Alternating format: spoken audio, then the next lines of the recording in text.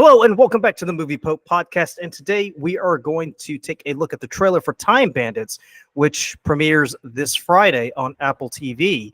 Now, for those of y'all who aren't aware of Time Bandits, this is actually based on a 1981 movie directed by Terry Gilliam of Monty Python fame. And Lee and I think it's safe to say we're aware of the original Time Bandits. I watched it a few months ago. Just because I'm a huge fan of his work, and the original, was quite zany, in a way that Terry Gilliam can make it crazy because of the fact that a lot of his visual aesthetics just borders, between madness and something that's artistically rich.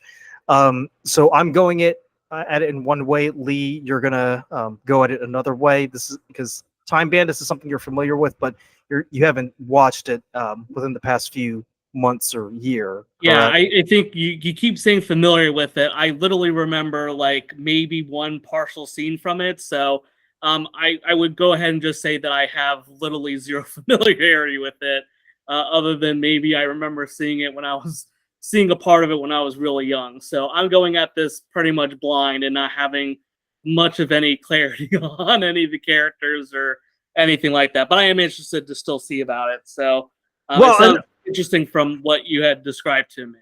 Well, another thing too is the reason why we want to take a look at this is not only is it premiering this Friday, but also just want to give a quick shout out to Shelley Duvall, who passed recently, and Shelley Duvall is famous for her role in The Shining by Stanley Kubrick, but some of y'all may not realize that she had a brief appearance in the original Time Bandits, where she played a princess who gets robbed by Robin Hood and his merry men. So Shelley Duvall, we love you, and you will be missed. But without further ado, let's go ahead and dive in.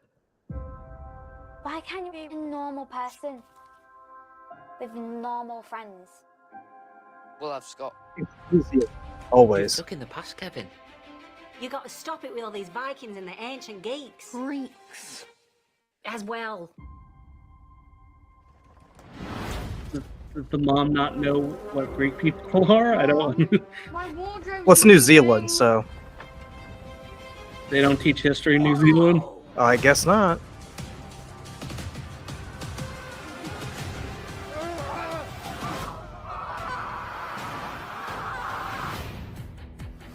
Hold on. How is he here?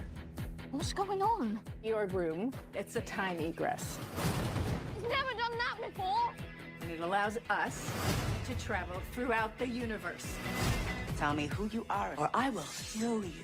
I am Penelope, and I am, in effect, the leader. Fundamentally, though, we are all equal. Who are you guys? We're the Time Bandits, a crack team of expert thieves. Nothing is too big for us to steal. Oh, okay, now that we're close, maybe it is too big to steal. You have a map that can take us through time.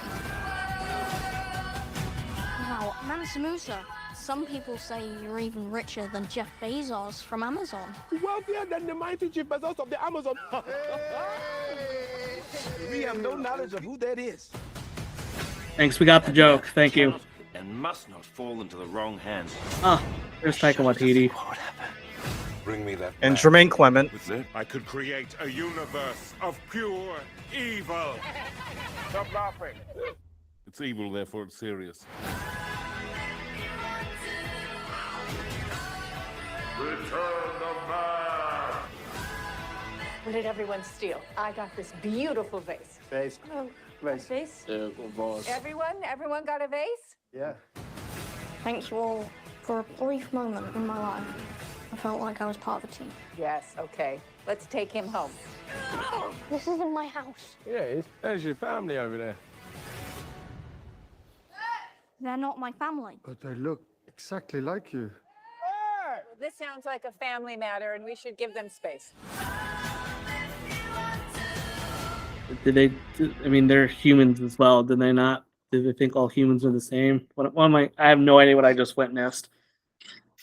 Yeah, I mean, I'm not quite sure what they're trying to do here, but it's a Taika Waititi thing, so I'm guessing he kind of has an idea of what he's doing.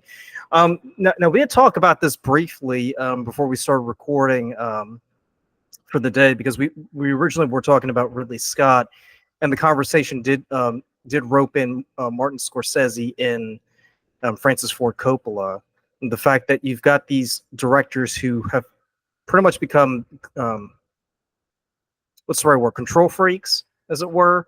They've come to dominate the entire creative process.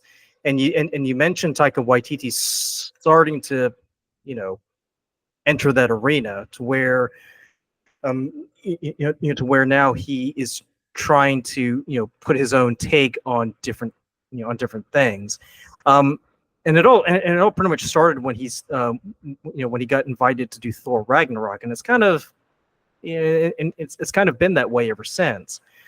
But what do you think of the whole thing?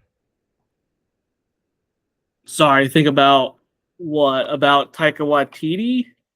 Yeah, I mean, what do you think about the trailer first? Because you said that you were kind of confused about what you were seeing. Yeah, I mean, yeah, it obviously, like, it feels very Lion, the Witch, and the Wardrobe type of thing, where, like, he literally opens up the whatever there in the back and gets taken to a fantastical world. So, like I said, I come from literally zero background with it. Obviously, I hear the word Time Bandits.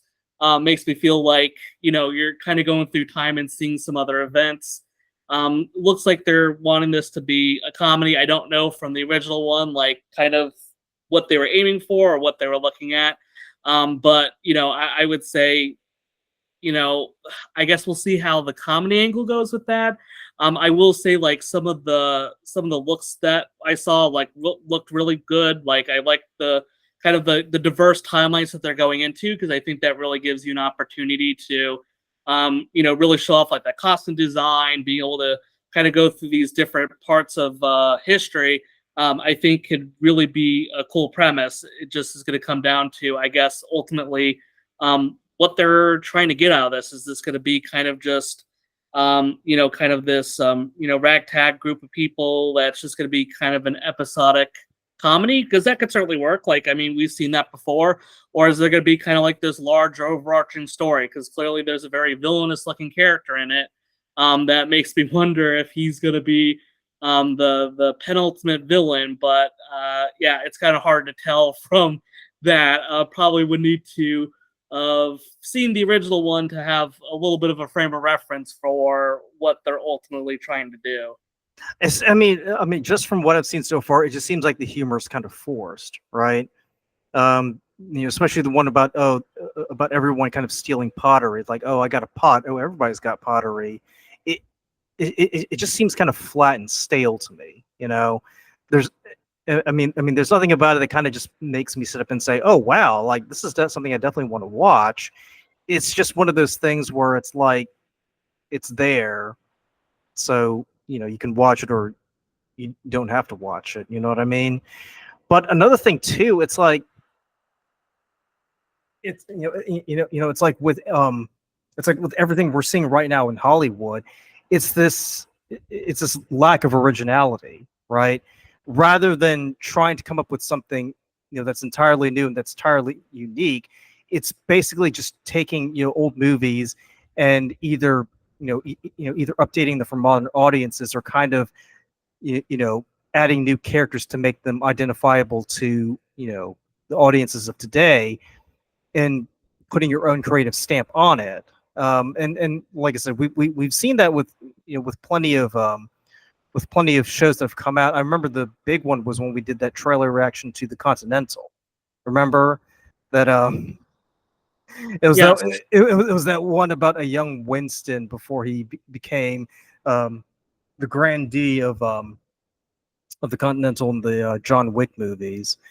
It's this idea of, oh, rather I'm just going to go ahead and put my own stamp on this and kind of add more to it, or maybe create a franchise from an existing material, which can work, but I feel like it's detrimental because then it doesn't do anything to add to the story. It's just taking things that we're familiar with, or sort of or slightly familiar with, and trying to put your own spin on it. Yeah, and I mean, I will say this too. Out of all the types of things that we try to rehash, I think sci-fi tends to be maybe one of the safer things to do, just because of the fact that there was obviously a lot of limitations for the time period that you're watching this stuff. So Yeah, because the original was made in the '80s, so obviously Yeah.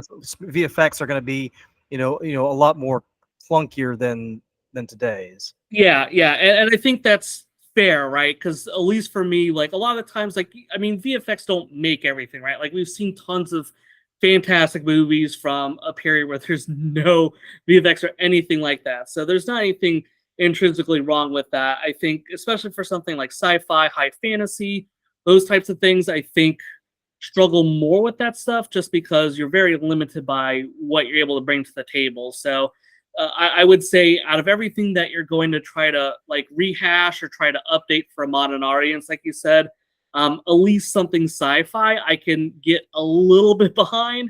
But obviously it still has very much a short leash, because just because you have like an increased budget, you have better VFX, you have better special effects, you have better whatever, that doesn't necessarily mean it's going to create a better experience. Perfect example of that, like Lord of the Rings, right? Like, I mean, like that trilogy, very much beloved. New one came out, Amazon spent hundreds of millions of dollars, like per episode for that. I mean, it looks great, but it absolutely brings nothing to the table and doesn't really introduce anything that's interesting. So Right, because the story is subpar. Exactly. Yes, exactly. Yeah. So you try to update it or create something that's close to or similar to it, and it just doesn't work. So, but I will say it definitely at least drew me in, that while I was very much confused by what I was watching, it maybe had the opposite effect, as well as it made me interested to see what it would actually be about. But I will be checking out the original movie just to maybe get a better idea before I kind of get into anything like that. No, I will say this. I am a bit curious about where Taika Waititi is going to go with this, because he does have this sort of off the wall humor that he infuses into his movies, because because whether you've seen What We Do in the Shadows or Thor Ragnarok or Jojo Rabbit, there's always this sort of bite to the humor that he's presenting. So I am curious to see what kind of comedy he's going to infuse into Time Bandits. So I'm definitely gonna check it out because of that. I will say though, in terms of casting, I'm a little confused as to why they got Lisa Kudrow in there. Yeah, it stuck out definitely. I mean, obviously the Friends infamy, I think, goes a long way. As far as like, I think a lot of people are going to gravitate towards that. But do you want to watch Time Bandits because of Phoebe Buffay? Like, yeah, exactly. Like, I don't think that's. I mean, you might as well just get Jennifer Aniston to star in it while you're at it, or sure, Cox, yeah. or whatever. I don't know if that's quite the draw. Like I said, I'll be curious to see how it goes. It's just when we kind of see these, small snippets of what it is, it's hard to really kind of digest what's going to happen with it.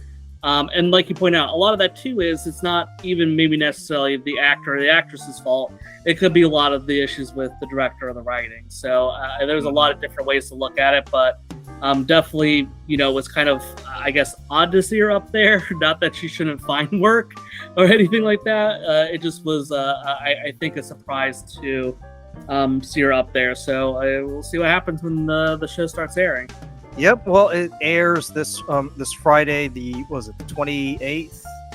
Oh, all right. Well, lots of other thoughts. So. Yep. So or actually the 26th. So it's going to be airing on Friday the 26th. So yeah, be sure to catch it on Apple TV. But for the Movie Pope, we'll let you know what we think. But other than that, thanks for tuning in, and we'll catch you in the next review.